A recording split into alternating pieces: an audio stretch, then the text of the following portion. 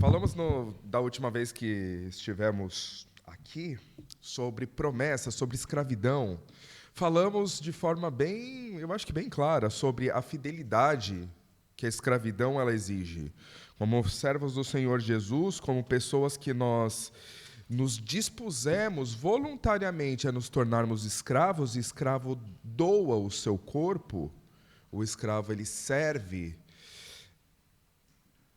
Nem sempre o escravo é fiel. E, às vezes, o escravo, inclusive, ele gosta de negociar. Eu gosto muito da letra dessa canção. Faz pensar, porque a gente sempre quer dar um jeitinho. Nós todos queremos ser felizes, todos queremos fazer aquilo que a gente quer, no final das contas. Existe um problema nisso. E a mensagem fala exatamente sobre isso. Não vamos tratar sobre o livro de Filemon, do escravo fujão, já falamos sobre ele. Mas vamos falar de outro fujão. E a mensagem, ela é exatamente, e o tema da mensagem que eu tinha dado é fuga e ira. Vamos falar sobre um dos meus livros favoritos. Eu acho que eu preguei umas 3 vezes sobre Jonas, em todo o período, porque é um livro, um texto que me ensina muito. E vamos voltar a estudar, a ler a palavra do Senhor através do profeta Jonas. E existem... E isso é a primeira vez que eu faço, de fato. Pelo menos assim eu me lembro. Eu nunca vi ninguém falando sobre isso. Eu acho que não vai ser nada muito repetitivo, eu espero. Mas vamos tratar sobre 2 dualidades. Como existem repetições e como as repetições elas são interessantes na Bíblia. As repetições nos ensinam que a ordem dos fatores às vezes altera o produto, que às vezes a gente não aprende da primeira vez, mas nós podemos aprender na segunda. E Jonas é um homem que Deus tem um amor extraordinário. O amor de Deus por Jonas é profundíssimo. Jonas é um homem especial. Quantos homens conversaram com Deus? Quantos homens, de fato, tiveram repreensão amorosa de Deus? São poucos. Jonas é um homem muito especial. Por vezes retratado de uma forma muito cruel, porque nós talvez fizéssemos a mesma coisa. Mas vamos ler o texto bíblico para olhar essas dualidades. Nós vamos encontrar caminhos. Nós vamos encontrar o porquê que repete-se. E por que o texto bíblico, que é tão valioso, quando nós pensamos na palavra de Deus e que a Bíblia é a palavra de Deus, cada palavra tem um valor, tem um peso, tem uma importância enorme. Por que existe essa repetição? Quando existem tantos fatos que a gente poderia explorar e que a Bíblia poderia explorar de uma forma tão mais interessante na nossa perspectiva, porque, afinal, a gente acha que a gente pode e que a gente é muito mais criativo que a palavra do Senhor. Muitas vezes a gente acha que é muito enfadonho, mas não é. Existe um motivo de ser como é. E eu gostaria de falar com vocês, e vamos começar falando sobre a primeira dualidade. E a primeira dualidade a gente já começa no começo. Olha que interessante. Vamos ler lá Jonas, capítulo 1, versículo 1 e 2. E aqui nós vemos, e vamos fingir por um minuto que nós não conhecemos a história de Jonas, para que a gente consiga digerir. Então, é a primeira vez que nós temos contato com o livro, apesar de eu esperar que não seja a primeira vez sua. Veio a palavra do Senhor a Jonas, filho de Amitai, dizendo: Dispõe-te e vai à grande cidade de Nínive e clama contra ela, porque a sua malícia subiu até mim. E o Senhor, o grande Deus, o grande Criador, ele fala diretamente com Jonas. Jonas, vai para aquela cidade e fala contra ela. E critica. Não é uma mensagem bonita, não é uma mensagem gostosa, ninguém gosta de falar mal. E a resposta de Jonas é muito interessante. É muito profunda. E eu acho que existe até um pouco de humor nisso. Porque aqui está dizendo, e Jonas se dispôs. E a gente fala, epa, olha, o homem que ouve a palavra do Senhor e faz. Não, ele se dispôs, para quê? Mas para fugir da presença do Senhor, para Tarsis. Tarsis é uma cidade que nós não sabemos onde fica, tem algumas pessoas que falam que fica na Espanha, outras falam que ficam na região do Marrocos. Ele fugiu. E assim, estamos falando de uma época em que não existia avião, existiam navios, mas os navios eram extremamente inseguros. Você fazer uma viagem monstruosa dessa, não existia Roma nessa época. Não é uma época que existia o Império Romano, não existiam as cartas de navegação, era uma viagem perigosíssima. Ele se arriscou para desobedecer o Senhor. Daí nós podemos pensar, mas por que ele fugiu? Será que ele fugiu por medo? E a gente sabe, se você conhece um pouco da história, você sabe que ele não fugiu porque estava com medo. E nós podemos ver no versículo 12, inclusive, que não era por medo. Jonas não era um medroso. Versículo 12. Respondeu-lhes: tomai e lança-me ao mar, e o mar se aquietará, porque eu sei que por minha causa vos sobreveio esta grande tempestade. O Jonas, ele era tão corajoso que ele falou: olha, todo mundo vai morrer, e geralmente o fraco ele faz isso. Ele prefere que todo mundo morra junto com ele do que ele se matar. Ele fala: não, me joga desse barco, ele já no caminho da fuga, me joga desse barco que vai acabar tudo, todos os problemas que estão acontecendo. E as pessoas ficam arredias, falam: não vou jogar você, é desumano fazer isso. Mas Jonas fala: não, faz, porque daí vocês vão ser salvos. E Jonas, ele é lançado ao mar. E a gente conhece a história do peixe, que é uma criatura, a gente não sabe qual é a criatura, engoliu Jonas, e ele ficou por 3 dias lá. E esses 3 dias, inclusive, depois Cristo usa, inclusive, esse paralelo para falar: eu também, assim como Jonas ficou enterrado, e ficou enterrado no mar, submerso, por 3 dias eu também vou ficar. E Jesus fala, e é já um prenúncio, já tem uma alegoria do Cristo. Como Cristo seria? E como Cristo vai sair de um homem que era solitário, e ele vai vir para salvar todo um povo, que inclusive não é o povo de Deus. E daí nós vemos agora a primeira repetição. E é nessa repetição que eu gostaria de focar por hora. Capítulo 3, versículo 1 e 2. Veio a palavra do Senhor segunda vez a Jonas, dizendo: dispõe-te e vai à grande cidade de Nínive e proclama contra ela a mensagem que eu te digo. E nós vemos aqui então que Jonas passaram-se 2 capítulos inteiros para chegar no terceiro e Deus falar exatamente a mesma coisa para Jonas. E eu fico pensando o quanto nós temos esse problema, o quanto Deus repete a mensagem para nós. E o quanto Deus vai ter que repetir a mensagem para você. Eu conheço muitas pessoas, infelizmente, e me vem pessoas à cabeça, inclusive, da nossa comunidade. São pessoas que estão na igreja e que não estão na igreja. Porque, como eu sei? Porque a árvore dá fruto e não vejo fruto. E é muito triste isso. Eu não estou falando com um sentido de julgamento, mas veja como nós crescemos como grupo. E eu vejo pessoas que crescem muito rápido. Tem pessoas que não crescem. E daí acontece problema na vida e você fala: ai, nossa, como Deus é mal comigo. Talvez seja Deus falando para você, meu querido, esteja dando a mesma mensagem para você.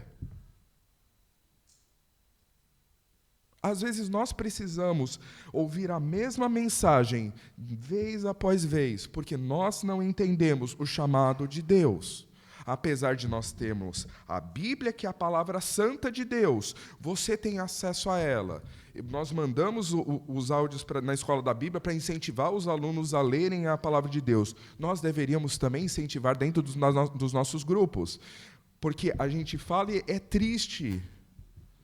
E parece que não... E por favor, é um exemplo, mas é um exemplo muito gritante para mim.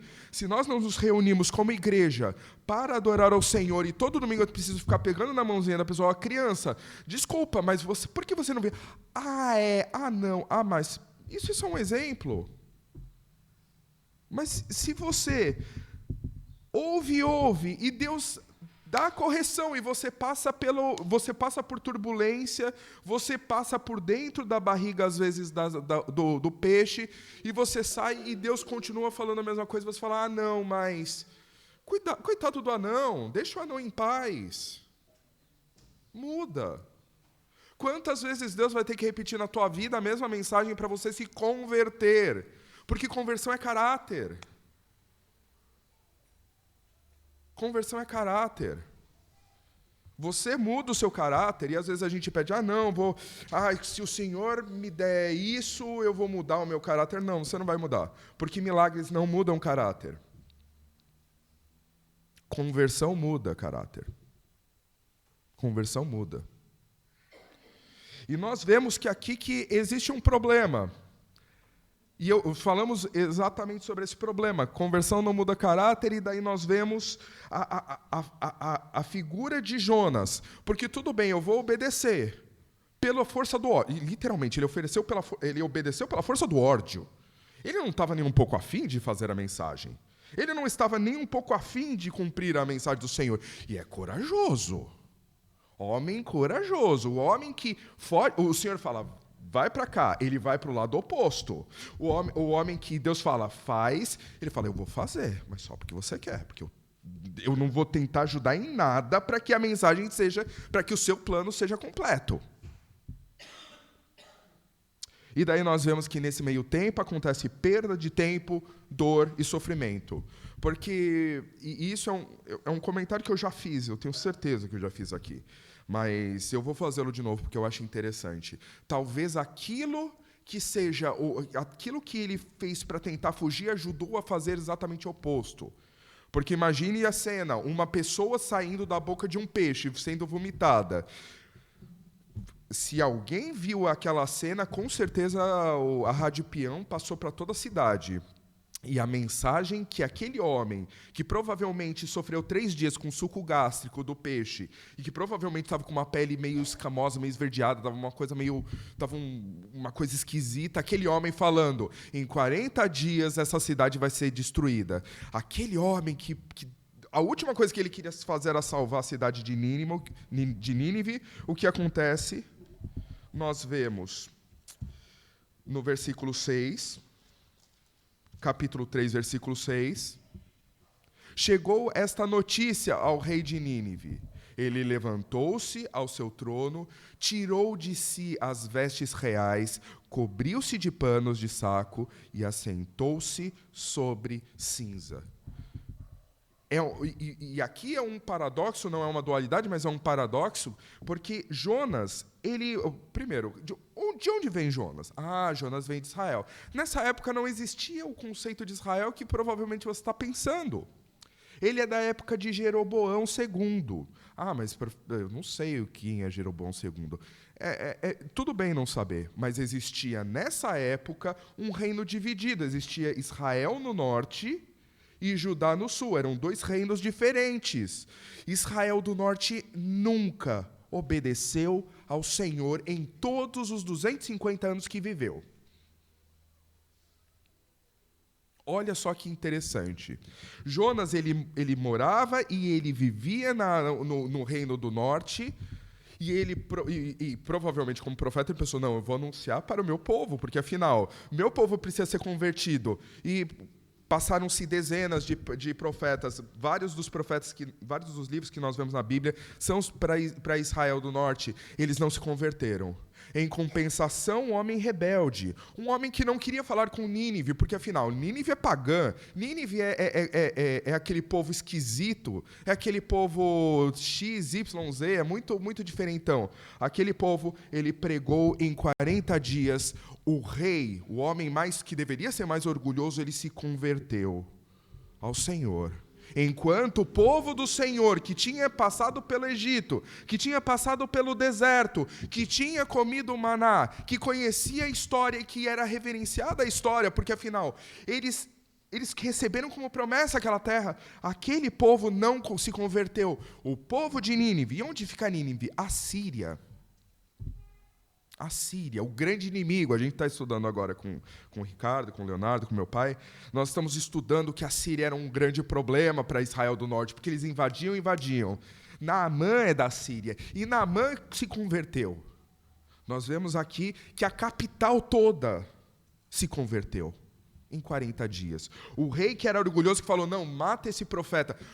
Acabe fez isso. O rei de Nínive não. Ele se converteu.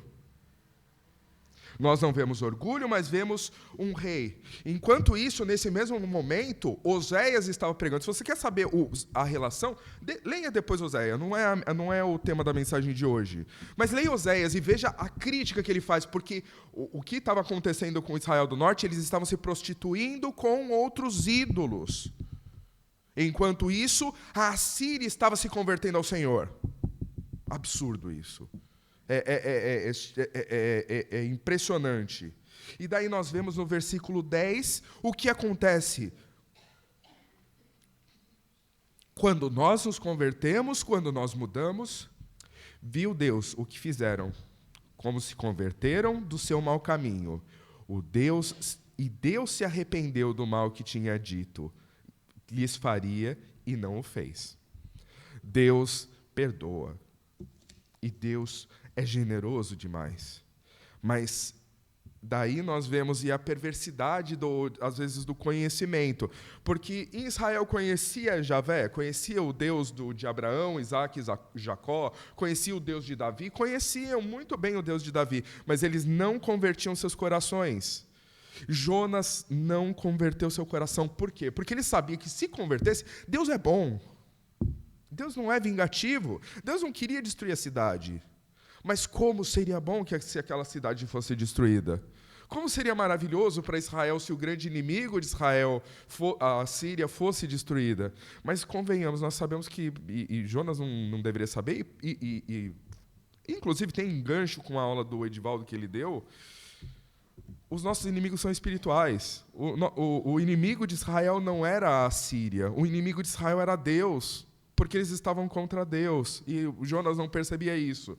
Ele com um espírito nacionalista de que não, o que importa é o meu país, o que importa é a minha nação. Ele literalmente fez campanha política. Fez uma campanha política, fez um lobby político porque ele queria que aqueles infelizes dos assírios morressem. Se todos eles fossem destruídos, Israel viveria em paz e todos viveriam felizes para sempre. E a gente sabe que não. Porque a infidelidade do povo é que estava causando a separação. Mas o povo não queria ouvir. Enquanto isso, na Síria, existia um rei que estava disposto a ouvir a mensagem de Deus. Olha que absurdo. Olha que contradição. Olha que coisa vergonhosa. Quando os de fora, quando as pessoas falam, não, mas essa pessoa não orna. Essa pessoa se converte. E daí nós vemos esse problema. 120 mil, imagine, 120 mil pessoas, uma cidade gigantesca. Mas São Vicente tem 250 mil. Sim, mas nós temos N facilidades que eles não tinham. Nós temos um sistema que foi feito para a cidade, naquela época não. Era uma cidade gigantesca.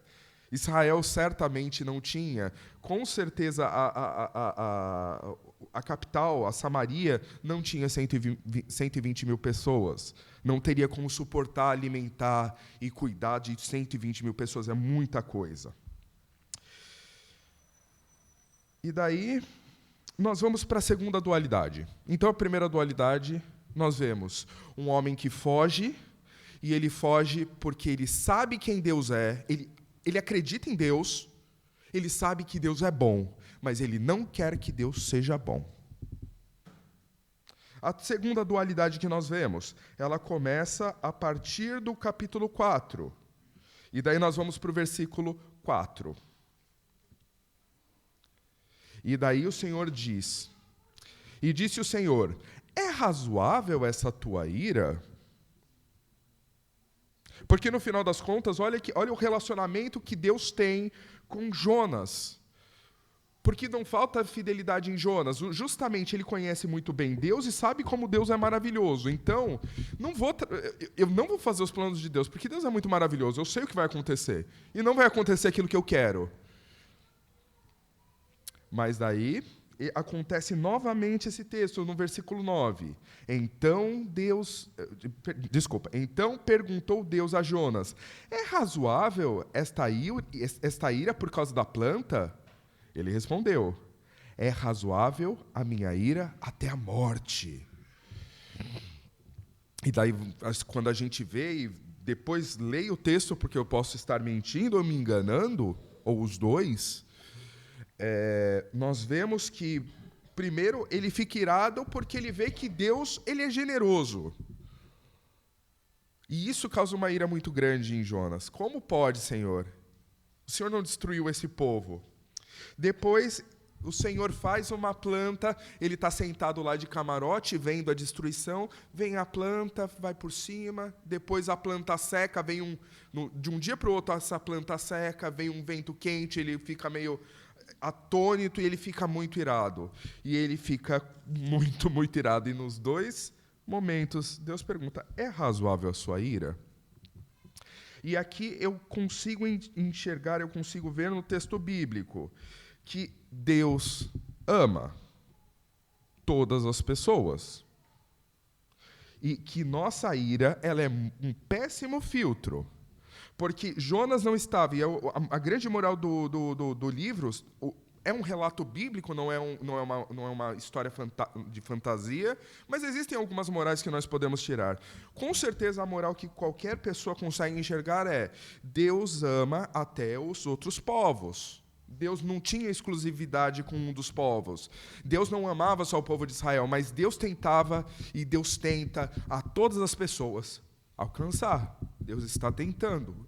E Deus busca através de todos os caminhos. Nós vemos Melquisedeque, que a gente não sabe de onde ele é rei, do que ele é rei, como ele servia ao Deus Altíssimo, mas ele era servo do Deus Altíssimo. Conhecemos Jetro, que também estava no meio do deserto, aparece do nada. Quem é Jetro? Ninguém sabe quem é Jetro. Mas ele era servo e ele era sacerdote do Deus Altíssimo. Ele não era da tribo de Israel.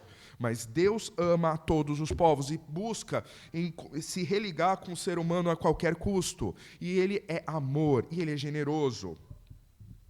Só que aqui nós vemos que Deus ama até aquele que tem coração duro. Porque ele poderia... O trabalho já foi feito. Eles já foram salvos. Agora... Jonas é uma pessoa no meio de 120 mil. 120 mil convertidos. Olha que valor tem isso. Qual ser humano... Não existe relato bíblico de nenhum outro evento em que 120 mil pessoas se converteram, dobraram seu joelho ao Senhor e falaram: eu me arrependo. Jonas é o maior pregador da história da Bíblia. O mais odiável deles. Porque ele não tinha o mínimo interesse em salvar aquelas pessoas. Mas Deus ama tanto que ele ama até o coração duro de Jonas. Jonas precisa aprender. Porque olhar aquela cidade sendo salva não era o suficiente. Ele não se converteu, ele não amaciou o coração duro de pedra de Jonas. Mas uma arvorezinha, uma plantinha que lhe dá sombra, isso causou uma raiva enorme. Como vai tirar a minha sombrinha? Como vai tirar o que é pequeno, o que é tão valoroso, tão pouco?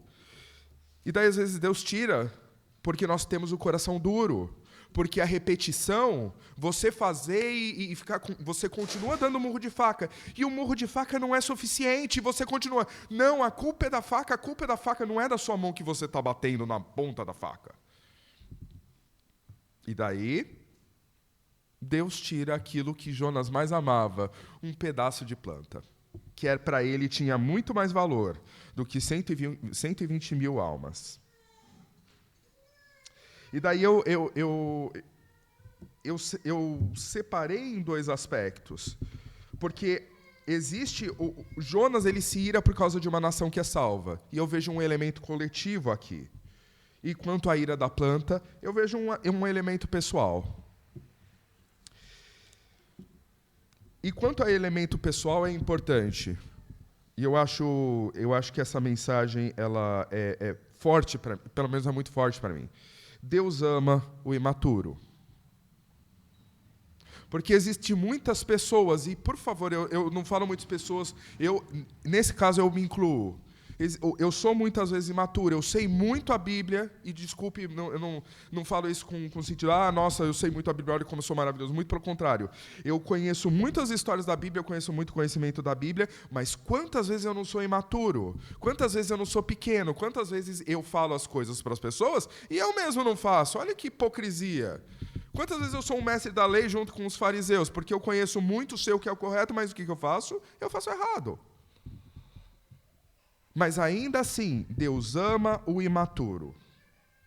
E nós precisamos ter e precisamos exercitar o nosso amor aos imaturos. Somos uma congregação, e graças a Deus por isso, eu fico realmente muito feliz. Somos uma congregação recente, tem poucas pessoas que têm 10 anos de cristianismo, por exemplo. Isso é ótimo, isso mostra que nós estamos tentando sempre alcançar novas pessoas, tentando amar a todos. De verdade, tentamos, isso é ótimo. Mas nós precisamos, e eu falo também por mim, tenha certeza, precisamos amar quando as pessoas ainda não estão com o processo de crescimento como eu gostaria. Nós temos um filtro muito generoso conosco. Ah, não, eu estou crescendo, não, eu sou um cristão, eu estou amadurecendo. Mas com a pessoa, não, nossa, você viu o que aquela pessoa falou? Você viu o que aquela pessoa fez? Nossa, que cristão é esse? Não, precisamos orar pela pessoa. E daí as fofocas começam sempre assim. Ai, precisamos orar pelo fulano de tal porque ele fez isso. E as fofocas... nós criamos uma sofisticação para começar a fofocar sobre as pessoas. Pessoal, vamos orar por aquela pessoa que fez tal coisa. Mas Deus ama até o imaturo. E o imaturo não é aquele... Ah, não, mas eu sei todas as histórias bíblicas. Ah, eu fiz curso tal, eu fiz... Não. Jonas era um imaturo. Jonas conhecia Deus e, pelo visto, tinha uma intimidade com Deus, mas a intimidade não era suficiente para ele entender a profundidade e o amor de Deus. Deus ama quem discorda. E essa é uma segunda lição num aspecto pessoal. Nós somos congregação, mas e na doutrina, naquilo que é duro, naquilo que o Senhor fala, você faça, precisamos fazer. Tem coisas que o Senhor fala, não faça, e nós não vamos fazer. Mas o grande problema e os grandes conflitos congregacionais não surgem pelas coisas que são duras, pela coisa que está firme, pela coisa que o Senhor fala claramente, faça ou não faça. Surge por coisas que não estão na Bíblia. São interpretações. Ah, eu devo fazer isso, eu devo fazer aquilo. Eu devo ter prédio, eu devo não ter prédio. Ah, eu devo ter iluminação, devo ter iluminação. Devo fazer isso. Os grandes problemas da igreja não estão dentro da doutrina, estão fora dela. Mas Deus ama quem discorda. Eu e nós precisamos, como congregação, primeiro olhar, porque não é uma mensagem, então vamos aceitar tudo e todos. Não funciona assim. Nós aceitamos a doutrina. Mostre a doutrina de forma clara. Mostre o comando de Jesus, que você deve fazer isso ou que você não deve fazer isso. Se tiver, calamos a boca. Porque a palavra é suprema. Você e eu não. Mas se não existe expresso, tenha misericórdia. Porque você pode estar certo, de fato. Mas Deus ama o imaturo. E às vezes o imaturo está sendo você. Quantas coisas nós deixamos, e quantas coisas eu aprendi que eu falo, nossa, eu achava que era muito errado, e hoje vejo, não, porque não está na doutrina, mas exige maturidade. Precisamos ter a certeza de que nós não somos o dono do conhecimento divino, nós não temos a profundidade do conhecimento do Espírito, mas nós devemos buscar esse conhecimento, porque às vezes você está certo, às vezes você está errado, mas se nós somos duros, às vezes nós afastamos as pessoas para o inferno por causa de coisas que não são doutrina, por causa de coisas que não são a palavra do Senhor. Precisamos tomar cuidado. Portanto, eu vejo o livro de nós, quando vemos esse pequeno livro, ele traz tantos conhecimentos e esse par de dualidades me mostra que eu vou dar a conclusão de tudo isso. Mostra que, primeiro, a fuga pode gerar mais dor. A repetição e a teimosia pode gerar mais dor. Aprenda. Veja se você não está caindo no mesmo erro. Veja se Deus não está te punindo. E às vezes Deus pune a gente. Porque nós estamos cometendo os mesmos erros vez após vez. Porque nós fingimos que estamos adorando a Deus, mas convenhamos, olha o seu coração, será que você realmente ama Deus o suficiente? Será que você realmente ama Deus? Cuidado. Existem existem coisas que podem ser mais valiosas para você do que Deus. E Deus não aceita Deus não é um bom perdedor. Deus é um perdedor amargo. Ele não gosta de ficar em segundo lugar. Ou você está com ele no topo, ou ele não é nada na sua vida. Pode existir mais arrependimento nos devassos do que nas pessoas certinhas. Cuidado. Eu estou fazendo as coisas corretas. Eu vivo a minha vida corretamente. Eu tento fazer as coisas corretamente. Isso não é garantia de salvação. Garantia de salvação é o sangue de Jesus. O arrependimento, confissão e obediência à palavra do Senhor. E nós somos muito habilidosos em conseguir fingir que nós somos obedientes à palavra do Senhor e não somos. É fácil parecer alguma coisa e não ser. Nós somos seres humanos. Entre nós podem ter assediadores, podem ter pedófilos, podem ter pessoas molestadoras, pode ter pessoas que cometem pecados e crimes. Pode existir? Pode, porque nós somos pecadores. É fácil esconder algumas coisas. Cuidado. Porque o que é escondido um dia vai ser revelado. Para o meu bem, para o meu mal, para o seu bem, para o seu mal. Deus não é exclusivista.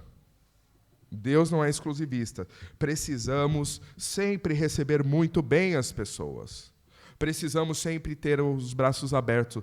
Quer seja a opinião política, a disposição da pessoa, vamos sempre receber muito bem as pessoas, porque Jesus, Deus, ama e sempre amou. Deus sempre foi amor. Segundo aspecto da dualidade, a sua ira é razoável. Você está bravinho por quê?